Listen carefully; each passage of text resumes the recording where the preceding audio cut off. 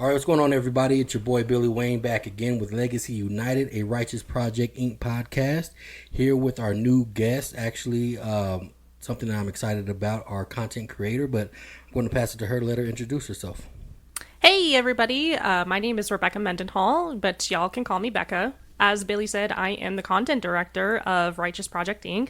I have been just kind of volunteering with this organization since the beginning, and I decided within the last few months to jump on board as an official member. So I'm super excited to be here. Thanks so much for having me, Billy. Yep, thanks for being on. I'm excited as well. Definitely a lot of good stuff to share today. But as you guys know, the Legacy United is about inviting local entrepreneurs, people in the corporate world, people that earn degrees, everything like that, to share their stories about what they've gone through to get where they are today. And that's what we're going to do today here with Becca. So I'm going to pass it back your way just to share your story, and you can start wherever you like. So go ahead and take the mic there. Awesome. Thanks again. So basically, I have a story that it's not phenomenal, right? I mean, at the end of the day, we all kind of go through our own stuff, right? There, no matter how rich you are or how poor you are, no matter who you are in this world, you're all gonna have your trials and tribulations, right? So I don't really think of my story as phenomenal or exceptional or anything like that per se, but I did grow up poor, right?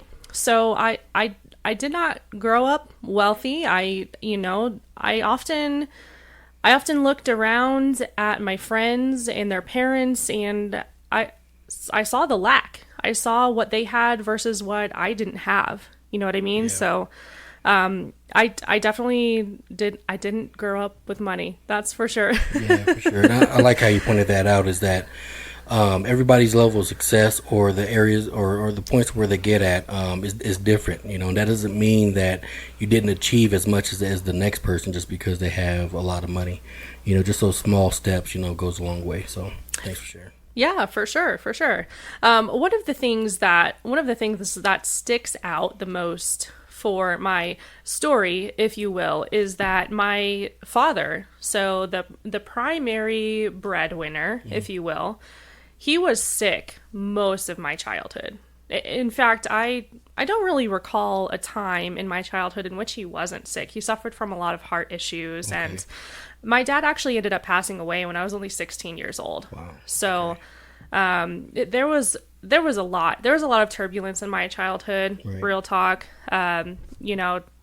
With a parent who is physically ill Right. and effectively cannot work and cannot care for you.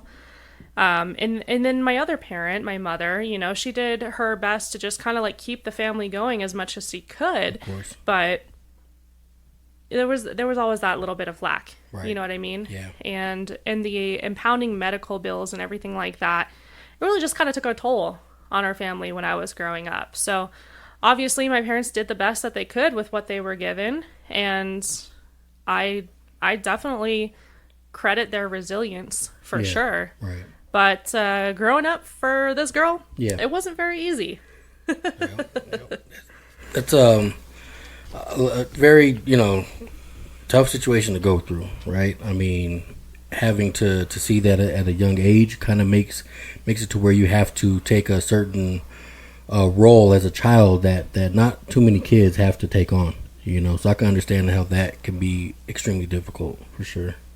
Yeah, it definitely was. My parents actually ended up splitting up probably when I was about 13 years old. Okay. So it ended up being a situation where I was the primary caregiver for my father. Wow. So, this poor man was just mostly bedridden, to be honest with you. He couldn't really do very much. He spent a lot of time, just kind of down and out. Yeah. And so as a young child, instead of, hanging out with my friends and extracurriculars in school and things like that, I'm taking care of my dad. Right. Because I was the only one. Right. I was the only one that was there. I was cleaning the house. I was cooking dinner. I was helping him put his socks on. Wow, yeah. Some of even like the most simple things that we take for granted, my dad needed help with. Yeah. And so me, this kid in like elementary, middle school, Yeah. Wow, I'm I'm like a nurse for my father, Right. effectively. So it was definitely very interesting upbringing. Yeah, sounds like it for sure. And where did you grow up at? Don't mind me So asking. I grew up in tiny town, Rapid City, South Dakota. Okay. So it's not so tiny anymore, though. It's Yeah. grown quite a bit since Okay. I left. Yeah. But yeah, I was a small town, Rapid City, South Dakota. So that's where I grew up, kind of in the not technically the Midwest, but the Midwest. You know Yeah. what I mean? Right. Yep. I hear you. Well, okay. So, going through everything that you were dealing with, you said elementary, middle school. That's a very young age, to go through that as well. And then, what kind of things did you continue to see, or to have you set your mind to where you wanted to motivate yourself to be who you are? That's a solid question.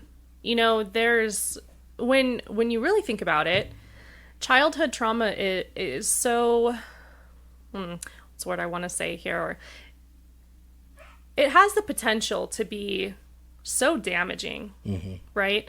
You can look out there and you can see not like numerous people who have gone through various different childhood traumas, Yeah. and their life story doesn't turn out the way that mine did. Yeah. Right. They end up taking a different path down life, and a different road, and maybe some of their choices aren't the best ones. You know what I Right. mean? Yeah. So I consider myself to be very blessed to end up in the spot where I am today, because Yeah. it could have gone so much differently. I know tons and tons and tons of other people, or even youth Yeah. that have dealt with their fair share of difficult times in their childhood, Right. and they have taken a different direction than I have. So I credit a lot of my success to my community, for sure. Yeah. I think that it makes a huge difference. Makes a huge difference the kind of people that you surround yourself with, to kind of, I don't know, launch yourself in the right direction. Right. Right. Yeah. It's good that you pointed that out, because, and I think we spoke about this a while back, when I was going to school as well, learning about psychology, and there was a study about post traumatic stress and a thing called post traumatic growth, and people experience that differently. So some people go through certain traumatizing things as when they're young, and they either use it to grow and become a stronger person, and some people, I wouldn't say necessarily use it, but it has that impact to where they are not as fortunate to grow from those experiences, and we see those differences. And it's I have not there's nothing against it, because it's not just a mindset, but it's a certain situations where some people can't get out of it. Right. And we see that a lot. We do hear about PTSD a lot, and we see it often, in the community. But even pointing out that having a certain circle can help, develop and grow you as well. So I think that's important to know too. So thank you. Yeah, absolutely. I had a couple of families when I was growing up that I spent a majority of my time with, if I wasn't in my own home, and so I had a family that had a pretty secure, pretty highly religious background. Okay. And then I had another family that wasn't necessarily super religious, but there was a lot of love there. You know what I mean? So there was a lot of love. There was a lot of protection. Yeah. They never wanted for anything. You know what I Yeah, mean? right. And so I was so thankful to grow up with these people, because I think that they kind of modeled to me what a family should look like, and what dysfunction doesn't look like. Right. You know what I mean? And so I think that gave me an insight of the world that I wanted. Yeah. And so I kind of clung to that vision of a Okay. family, you know what I mean? Yeah. And I always remembered that. Whenever things were rough, Yeah. whenever things weren't looking the way that they were supposed to, I always reminded myself, this doesn't have to be how it is Right. forever, Right. right? There's other people out there in the world that are doing things differently, And I can do those things differently myself Right. when the time is right. Wow. Yeah, that's right. Not a lot of people get that experience to where they can see on the from the outside. And that's a big deal. I mean, growing up in a certain neighborhood, certain people just stay in that neighborhood. But if they branch out or if they see different views, it goes a long way in understanding that not everything is the way it is as you thought it was. When you're growing up. So it's very, very good to share as well. So let's see here. So going through high school or even after high school, and what kind of helped you make the decision that you wanted to move, or where did that come from? Moving outside of where you grew up. That's a solid question, and this is something that I think about regularly. Okay. This is something that just kind of baffles my mind all the time. Like, how did I end up where I am today? Because it's never what I expected. Yeah. At all.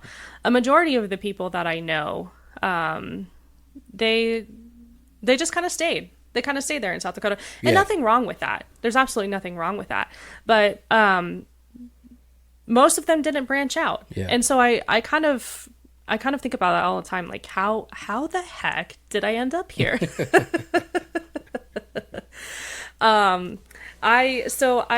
I met my significant other. I met my partner back when I was still living in South Dakota. And I think that was kind of one driver that kicked me out of South Dakota. He's always been a real go-getter, marches to the beat of his own drum.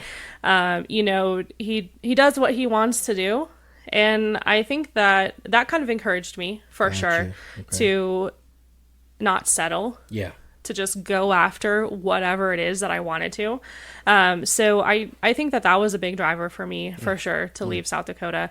And also, too, I wanted to see something different. Yeah.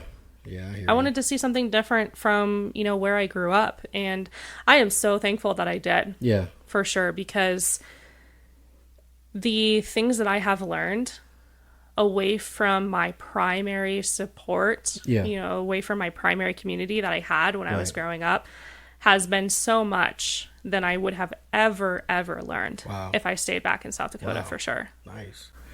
Good. Well, I say that, and I'm actually that type of person that I'm born and raised in Denver, Colorado. I've yet to make that leap, but I can understand how some people are afraid to make that decision, But I do know some people that have branched out and moved to other cities as well. My sister moved to Vegas.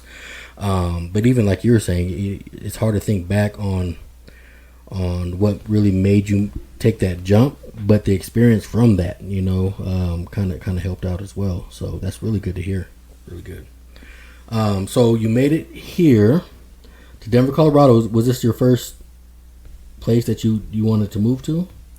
No, actually. So I actually lived in Montana for a few years. Okay, yeah. Yep. So the first place that I lived outside of home, outside of Rapid City, South Dakota, was this tiny little insignificant town in Montana.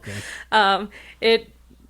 I can't even really describe to you how small it was. We had a Walmart, I guess. Okay, yeah. And we had a couple of restaurants, but it was a very small town. Okay. There wasn't a lot to do there. It was really wild to me, honestly. A lot of kids would run away from home there. Oh wow! Okay, yeah. Really. And apparently, I don't know if it's still the case today, but when I lived there, it had the highest methamphetamine use per capita in the United States. Really? Yeah. Jeez. Okay. It wasn't like the most terrible place or anything like that. I didn't see like a whole bunch of crime or anything too crazy, right? But it definitely was not an area of opportunity. Okay. That's for sure. Gotcha. If I ever wanted to grow and develop and things like that, yep, it wasn't really going to happen there. Okay. The coolest or the best job that you could have there was at a call center. Yeah. And not that you can't go anywhere in a call center, right? But if that is the only place, then that's going to make your chances highly competitive. Right.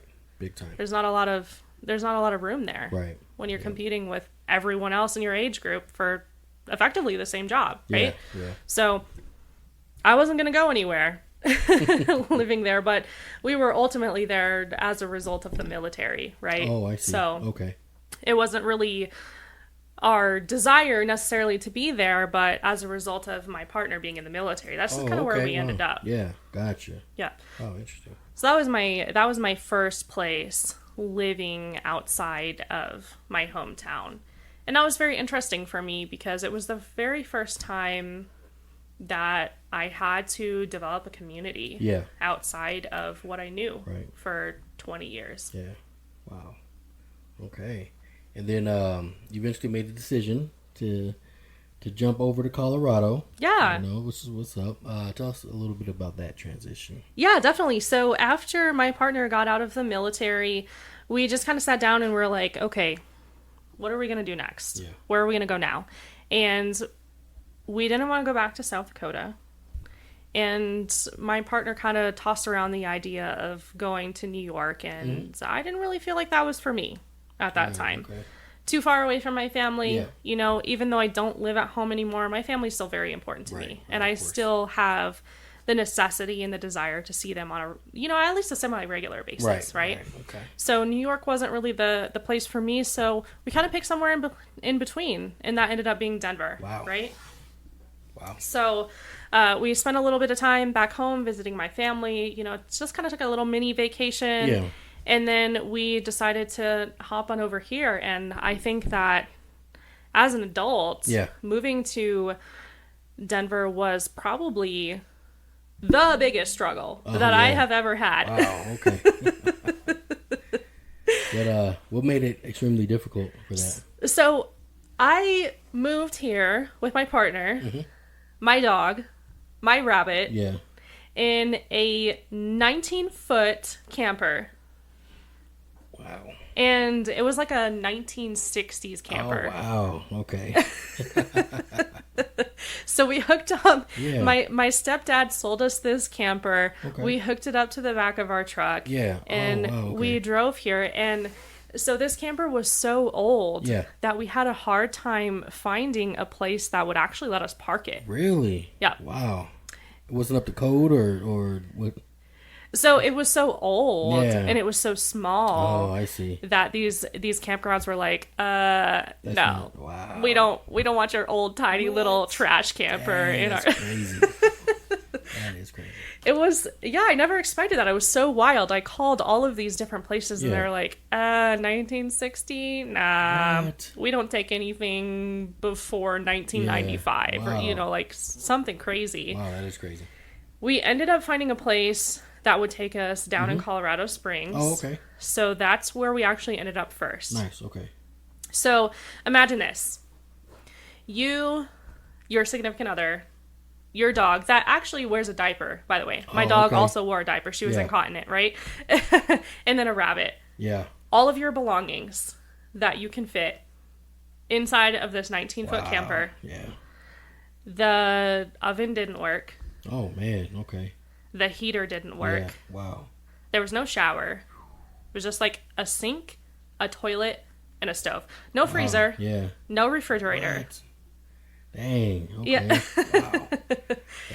And 19 feet isn't very big, right? So we were spending most of our time in bed. Yeah. So we're talking about eating in bed. Right. We're looking for jobs in bed. Right. We're looking for a place to live in bed.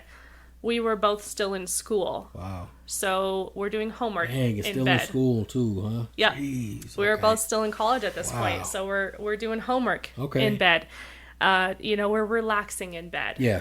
And if we were disagreeing about something, there's nowhere to go. Yeah, just right there. Yeah. Right? Whoa. We're just right there in each other's faces. There was nowhere to go. We were just in bed all the time because that was the only place in our little tiny camper that we could be to do anything. That's interesting. So during that whole time, now you look back at it, definitely, struggle. It was difficult to go through. During that time, were you thinking that it was extremely difficult, or were you just kind of going by, you know, the next day, just taking a day at a time. I mean, how was it at that time, as far as your mindset goes? Oh man, it was horrible. Oh, wow.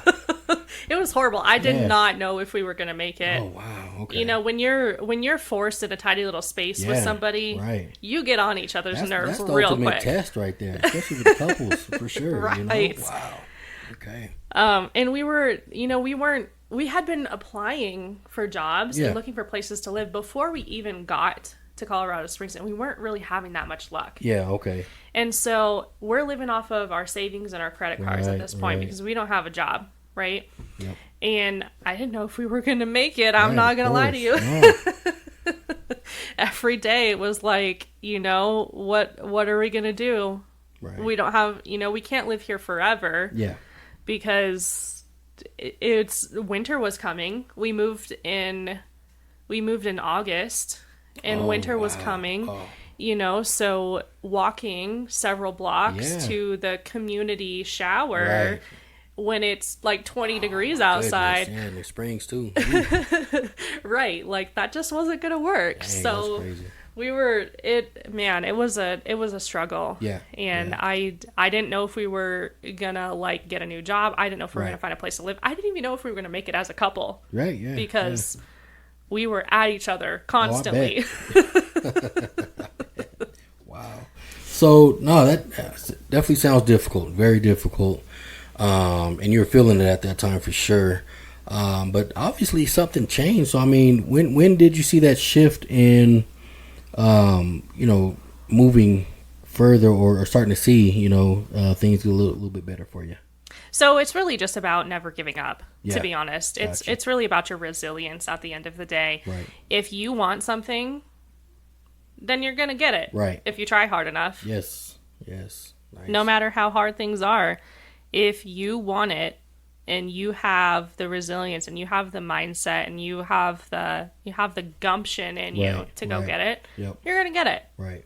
It may take you heartache, it may take you pain, it may take you decades to get there. Right. But if you want it, you can have it. Yep. And that's really what it was for us, is like, we don't want to admit defeat. Yeah. Right. So, we would spend hours upon hours upon hours applying for jobs, Right. looking for a place to live. That's, Yep. we would spend a majority of our time doing so. Right. Until finally one of us was able to get a job. Nice.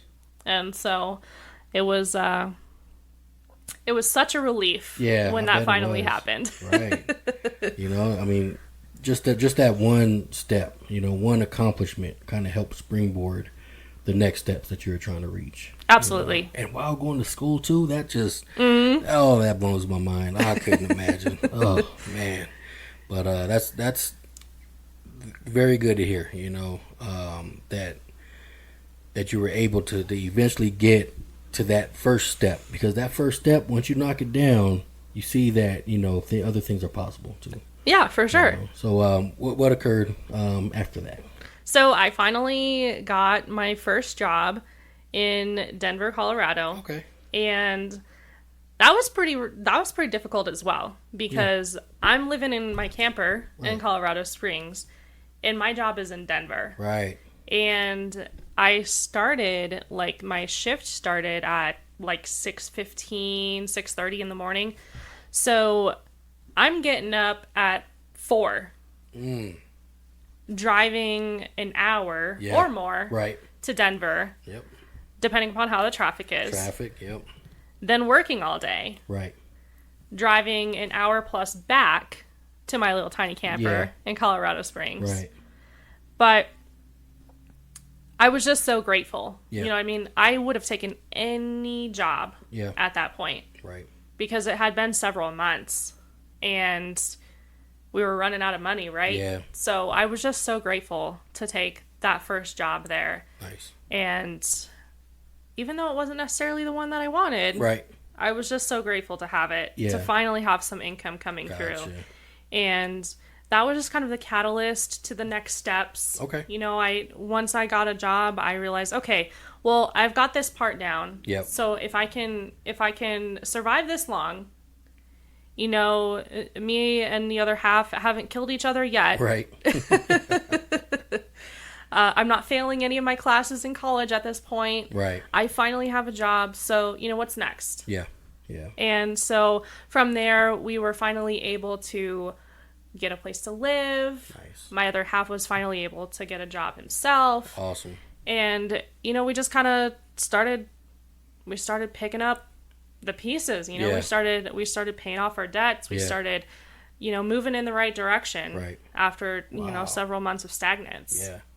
Wow. And I wouldn't even say stagnance. I mean, you guys were still pushing towards something, and just kind of moving as you could, True. forward. True. Yeah. For sure. And yeah, I mean, it kind of landed you guys into a position to where you can start, continuing, what your goals were in the first place. Right. And that's awesome. That is really awesome to hear.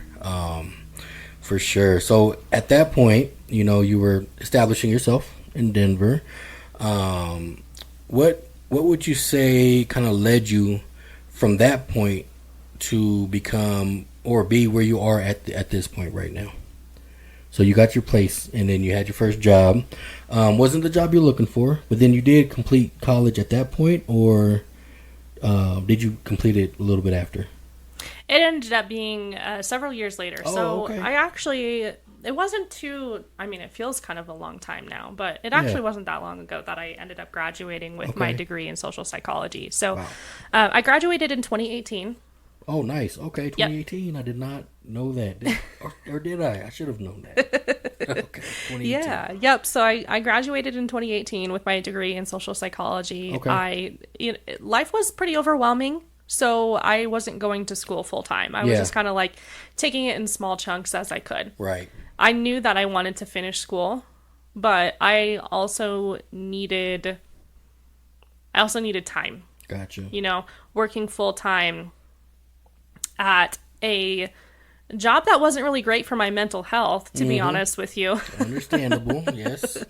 I It left me with quite a bit of exhaustion, and so I didn't really have the capacity. I didn't have the mental capacity to be going to school full time, so I kind of took it part time until I eventually graduated in 2018. So, yeah.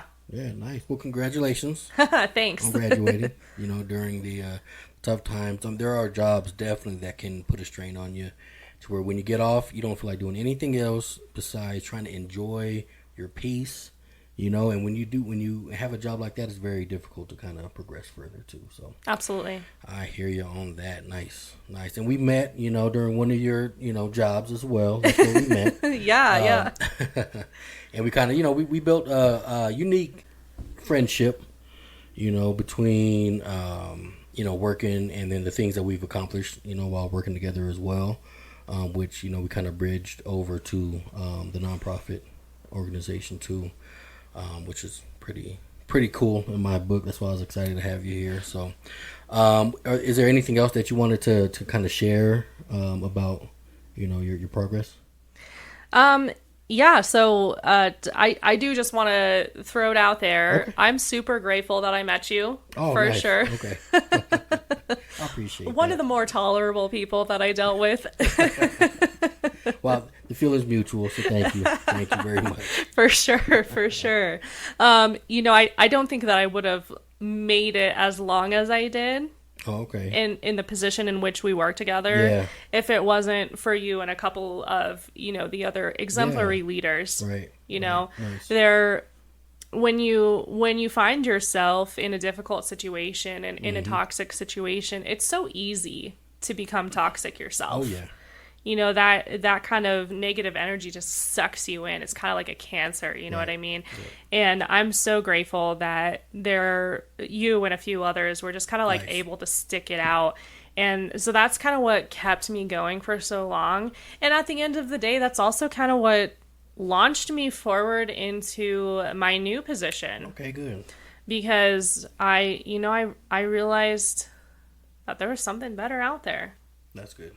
For all of us. Yeah, that's very good to hear, and I appreciate that a lot. For sure. We did go through quite a bit. I mean, there's definitely some aggressive times during working within that environment. Yeah. Put it that way. In that environment. For sure. That we're able to get out of. But from there, and I appreciate everything that you shared to this point. And I have a couple of questions for you Yeah. as well. So right now, looking back, right at the younger you, elementary, middle school, is there anything that you would want to share, or any advice that you would share with the younger you? That's a good question. I would say don't let anybody stand in your way, Okay. because you're going to get there. Yeah.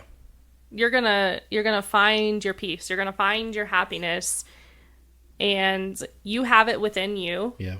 to you have it within you to get there. So don't let anybody stand in your way. Don't let anybody tell you anything else, because there have been a handful of times throughout my growth and development as a human in general where somebody has said something or has done something Right. to me that kind of like knocked me down, Yeah. if you will. And if I, just kind of had flipped them the bird Yeah. and ignored what they said or Yeah. what they did, who knows where I might be right now. Right. So don't let anyone tell you no. I like that. Just go after whatever it is that you want. Yep. It's very, very strong. Because a lot of people do, let people get in their way, let them knock them down, make them discouraged on trying to accomplish certain things, with really anything that you're trying to accomplish. So yeah, I agree with that. Don't let anybody tell you that you cannot do the things that they are not willing to do themselves. So For sure. Absolutely. that's mighty strong there. So thank you for that as well. So any final thoughts or words that you would like to share with the audience? I think that's really it, Billy. Okay. It at the end of the day, like I said, if you want it, Right. you can have it. Yep. It's yours. You Right. just got to be willing to put in the work for it. Right, for sure. I mean, you definitely shared quite a bit today. A lot of really good information, a lot of good insight into, just keep on going and keep trying to get to where you want to be. And I think that's very important. It's a big staple into what we're trying to share with the audience. So thank you so much for sharing all of that information with us. Yeah, for sure. I mean, at the end of the day, you've got two options, right? Yep. You can either keep trying and keep moving ahead Right. and keep seeking whatever it is that you're looking for, or you can let your circumstances knock you down and you can just be miserable until you die. Yes. Who wants that? Right, exactly. I could, you said it 100% correct. Yep. So there you guys have it. Becca Mendenhall in the building. Definitely a great person to know and share any good conversation that you guys want to have. She's very insightful. So definitely going to have her back again on the show. If you guys like what you heard today, let us know in the comments. Share the podcast as well, and let us know what you guys want to hear in the future. As always, you can catch us on a lot of streaming services: Spotify, Amazon, iHeartRadio, even YouTube as well. You can subscribe to us and watch our content, and we are always looking for feedback and more people to be on the show as well, that are as awesome as Becca. And remember, like she said at the beginning of the episode, it is not about just the level of money that you made in your life that makes you successful. It's a small accomplishments that you build along the way to get you to where that you wanted to be. That's what's really important. That's what we want to hear on the show. We don't want the millionaires. I mean, millionaires are welcome, but we want to hear from the people that we can relate to about the things that they had to get through to get to where they are today. So that's what we have today. Thank you again. This is Billy Wayne once again with Becca, and we're signing out for the day. But thank you for joining us. See you guys soon.